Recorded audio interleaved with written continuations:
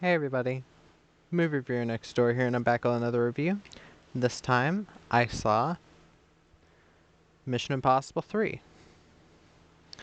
This is a, excuse me,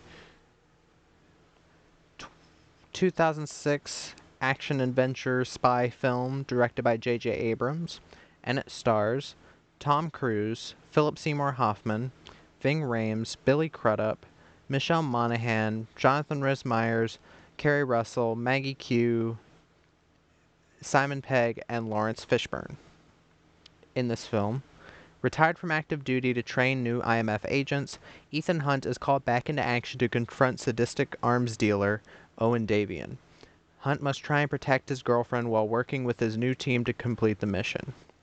So, what did I think of Mission Impossible 3?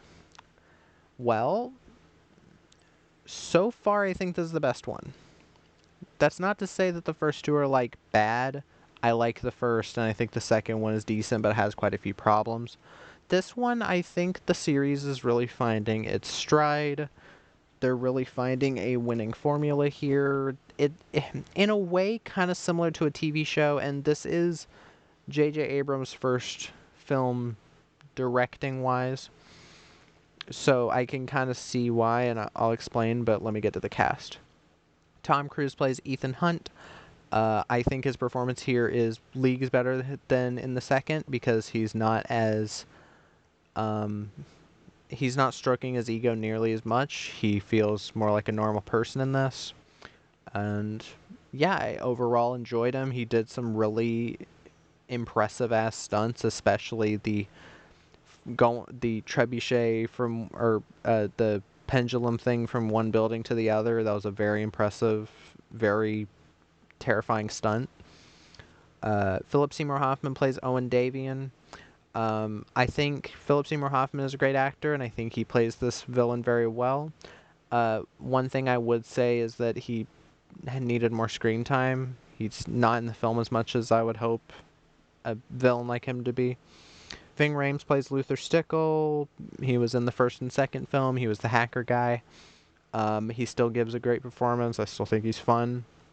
Billy Crudup plays John Musgrave. He's an assistant at IMF. He's fine. Michelle Monaghan plays Julia Mead, who's Ethan's girlfriend. I like Michelle Monaghan ever since I've seen her in Eagle Eye. She works here. Jonathan Rhys Meyers plays Declan Gormley. He's an IMF agent that helps Ethan along the way. Kerry Russell plays Lindsay Ferris, an IMF agent that they have to rescue. She's not in the film a lot, but I do like Kerry Russell. Um, Maggie Q plays Jen Lee. She's another IMF agent. She gets a couple scenes to shine, just like Jonathan does. Same with Kerry Russell. I will say that is one thing that this film gets right. It doesn't just waste the actors. It's not just like, oh, look, this actor, and then they're dead or something like that. It actually does something with them. Simon Pegg plays Benjamin Benji Dunn. He's kind of the tech guy at IMF. I liked him. He didn't have a lot of screen time, though.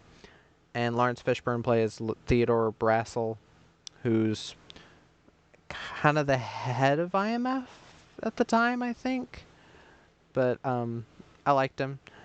But here's the thing with this film. Will I say that it is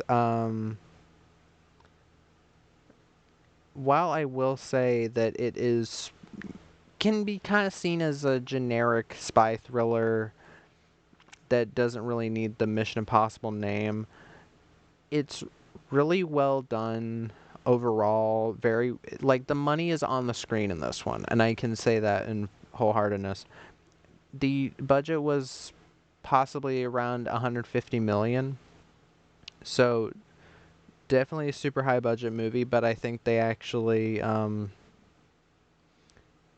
sorry. I do think that they actually spent the budget well. This movie looks really nice. Even though J.J. Abrams this is his first time directing, I think he does a pretty good job in that department. Um, the scenes of espionage stuff happening are a lot of fun in this, and I think There was quite a bit of tension, well done tension. And like I said in the first and second reviews, I do think there's good tension in those too, but certain things went on too long. In Mission Impossible 1, there's the scene with him breaking in to steal the list. In the second one, I said that they fixed that, and here I think they've kept the problem fixed. None of the scenes of suspense or blending in stay too long. They're very well paced out. And even though this film is over 2 hours, I don't think it's badly paced at all. It never got boring to me. I was invested in Ethan Hunt as a character. I think he's a fun one to follow. Not really any bad actors that I could point out in this. In the first one, I pointed out Henry Czerny and the one woman, I can't remember her name, but she was the, like, love interest, I guess. In the second, I can't really point out any bad actors, just that Tom Cruise's ego was showing, like, hardcore in that. In here, I really can't point out any bad actors. Pretty much everybody gave a pretty good performance. The action and, like, stunt scenes, I will say, are very impressive in this. There's some interesting stuff going on. Even Maggie Q gets a cool stunt moment where a bad guy, like, throws in a grenade and she, like, jumps through this window. That was sick. I don't know if she did that herself, but it looked convincing enough that makes sense for her to do it. And you can kind of see, like, the beginnings of her becoming, like, an action star, because that's kind of what she's become now, specifically Maggie Q. She's been in a lot of, like, lower budget action movies, The Protege, the there's something the night, I can't, Fear the Night, something like that. But no, I like her in those types of roles. She works. Not sure exactly what I should say about this. The what can I say?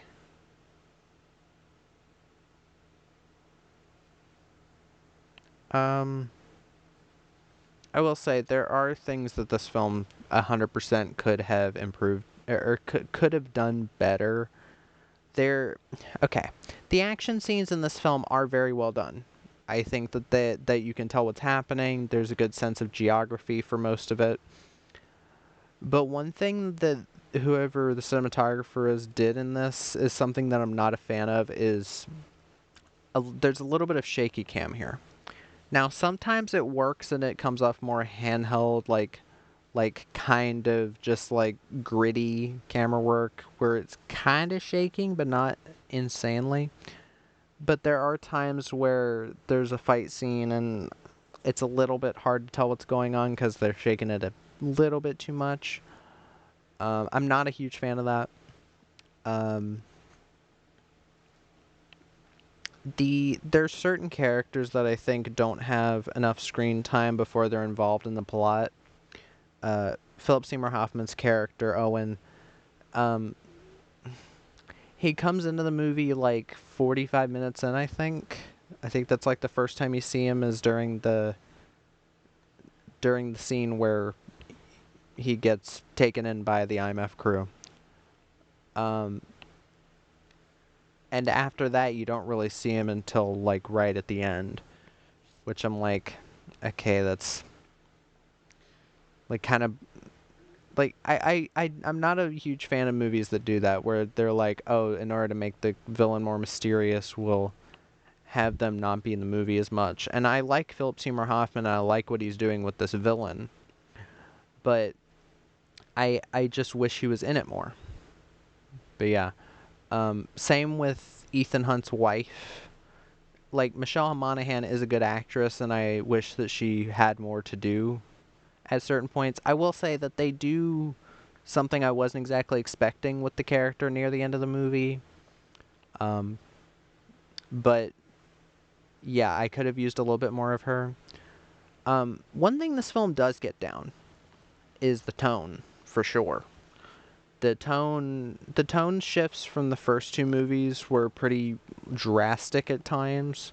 Like at the beginning, it's like, oh, cool espionage thing, and then it goes like super downhill, and it kind of becomes a little bit like morose for quite a bit. And in the second one, there's like the opening scene, and then it's like, oh, look, Ethan Hunt being a badass. This film has kind of similar tone shifts, but it doesn't bother me because for most of the movie, it's kind of a consistent, like, clearly espionage, like, fun spy movie tone, but it knows just when it should, like, push the gas a little, and it knows when to be a bit more serious, and I like that. I think J.J. Abrams, like, I haven't even gotten to, like, my thoughts on J.J. Abrams as a director, but, J.J. Abrams,